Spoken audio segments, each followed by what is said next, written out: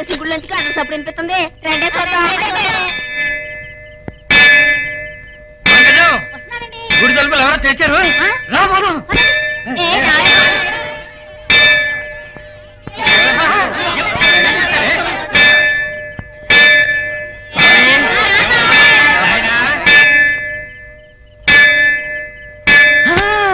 అయ్యో, గంట మోగింది, గంట మోగింది. ఇంతకాలంగా మోగని గంట ఇప్పుడు మోగింది.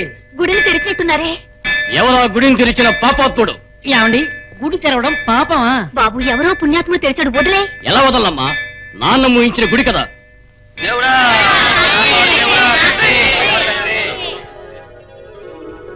ఎందుకు ఆగారు? లోపలికి రండి. వద్దు బాబు, గుడిని తెరవమని అడిగినందుకే ఇద్దరిని కొరడాలతో కొట్టి చంపేశాడు రాజశేఖరం. ఆ కొరడా దెబ్బలకు బదులు చెప్పడానికి నేనొచ్చాను. రండి. వద్దు బాబు, మేము అంటరాని వాళ్ళం. పాకెట్లో ఉండే దండాలెట్టుకుంటాం. ఈ ఊళ్ళో చట్టం ఇదే. అదంతా ఆ కాలం. ఎవరికి భయపడకుండా రండి.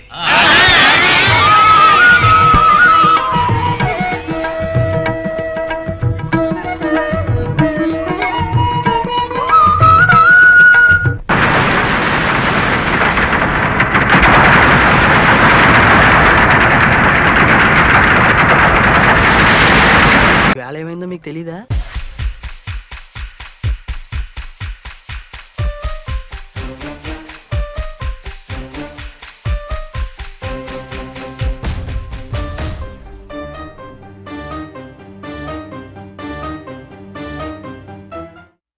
అనుకోకుండా ఒకరోజు యాక్చువల్లీ హ్యాపెండ్ అనుకోకుండా.